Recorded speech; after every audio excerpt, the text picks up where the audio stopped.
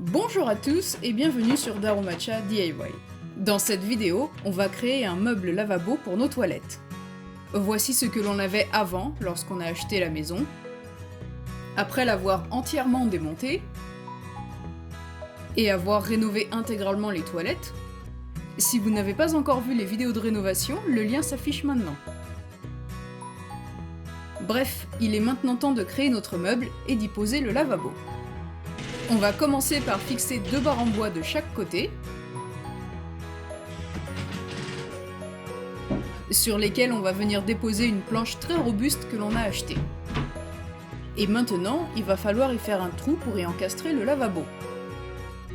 On n'avait pas d'outils bien spécifiques pour dessiner un cercle parfait, alors on a créé un compas avec les moyens du bord. On y dessine plusieurs cercles, au cas où le premier soit un petit peu trop petit. Par contre, ta tête est juste devant la caméra.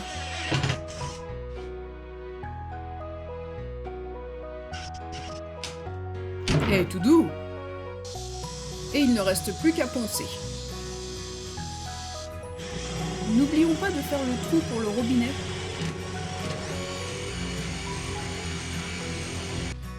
Maintenant, il nous faut déposer plusieurs produits sur cette planche.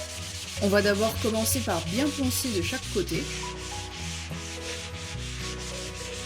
Puis, on va appliquer une cire, ce qui va protéger le bois et le colorer par la même occasion. Alors, il y avait plusieurs couleurs au choix, et nous avons choisi celui qui correspondait le mieux au thème de nos toilettes. Là, on va bien sûr appliquer la cire des deux côtés de la planche. Une fois sec, on va y déposer ce revêtement. Cela va protéger la planche en cas d'éclaboussure. Bon, il est temps de concevoir ce meuble. Ça, c'est la structure de la porte. On voulait créer quelque chose de simple et efficace, afin d'y déposer les produits ménagers, par exemple.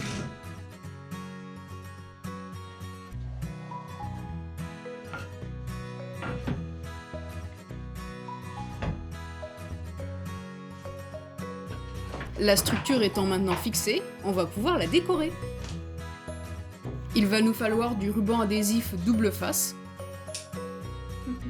ce qui va maintenir instantanément les planches de bois que l'on va déposer sur cette structure, mais qui ne tiendra pas dans le temps. C'est pourquoi l'on va également utiliser cette colle spéciale parquet,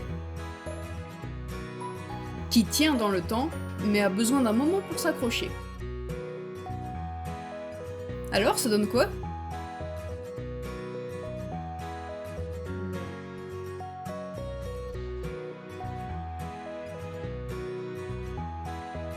Eh, je t'ai ramené ton bout de bois là que tu voulais. Et tu le prends, oui? Tout doux, tout doux. Wow, wow, wow. Eh, cool!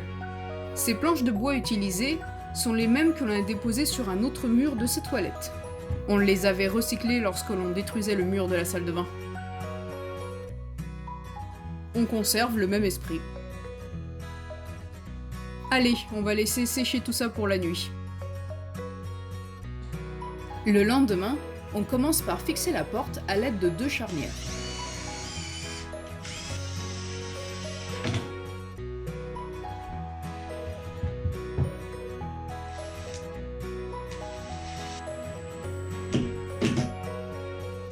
Ouvert, fermé. Ouvert, fermé. Je crois qu'il est temps d'accrocher la poignée.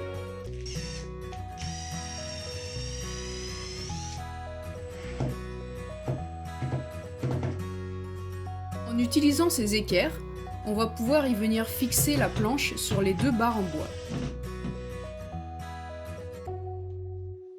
On dépose la planche. Et du coup, on la fixe aussi.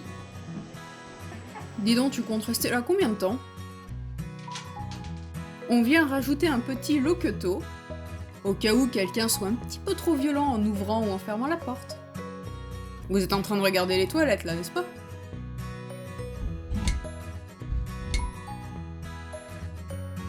Parfait.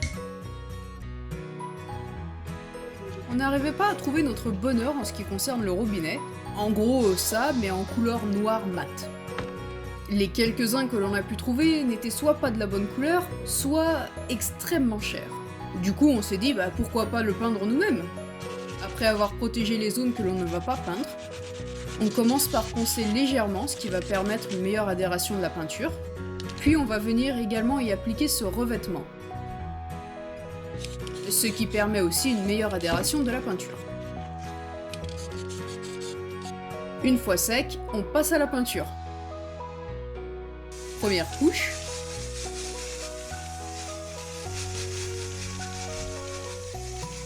Deuxième couche.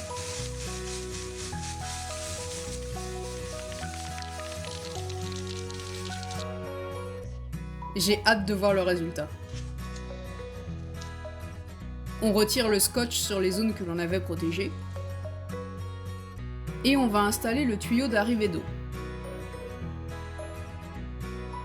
Là, on dépose un ruban d'étanchéité sur chaque filetage, ce qui va faciliter les raccords et empêcher les fuites.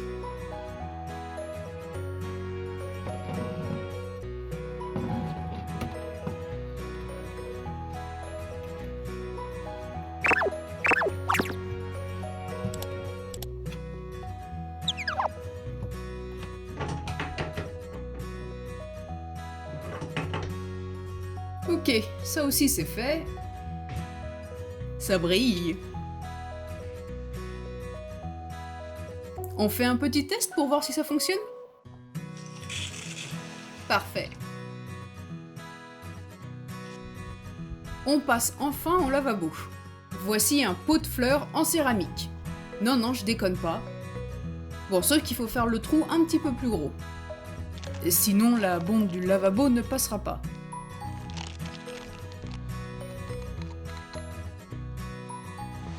Et pour agrandir le trou, on va utiliser ce superbe outil conçu spécialement pour poncer toutes les surfaces dures comme céramique ou la pierre. Bref, en somme, incassable. Qu'est-ce que c'est que ce truc? Non, mais c'est de la merde en fait. Du coup, oubliez ce que j'ai dit. Hein. Bon, après en avoir acheté un autre. Oui, parce que c'est la seule chose qu'on pouvait trouver, on n'avait pas le choix. Ah, je crois que c'est bon là, c'est assez grand, non? En tout cas, la bombe du lavabo passe, donc ça devrait le faire. Super. Alors, il est vrai qu'au départ, on était parti pour acheter un vrai lavabo. Disons que rien ne correspondait vraiment à nos attentes. On ajoute une petite dose de mastic pour le maintien et l'étanchéité.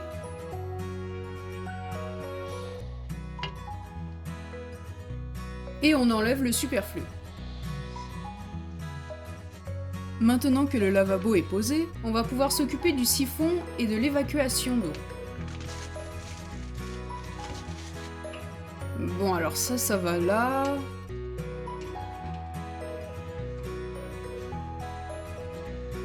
Et ça ici. Ce petit bout de plastique gris a pour fonction d'empêcher les mauvaises odeurs de remonter à la surface. Et je ne sais pas si ça fonctionne vraiment, mais on verra ça avec le temps. Plutôt simple, n'est-ce pas? Un petit coup de mastic ici aussi.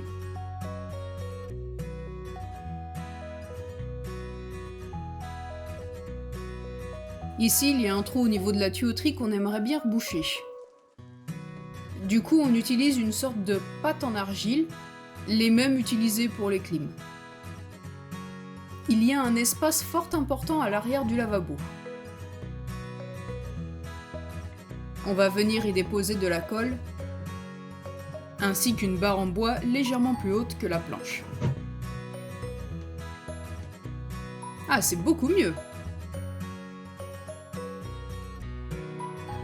Et enfin, la dernière étape, qui consiste à reboucher les éventuels trous avec du mastic. On en dépose tout autour du lavabo et à chaque extrémité.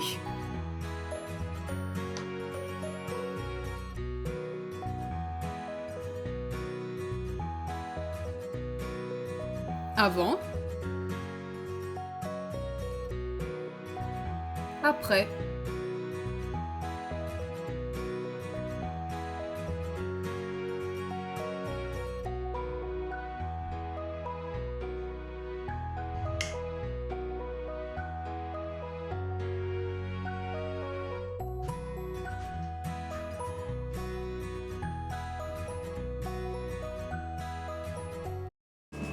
Dans le prochain épisode,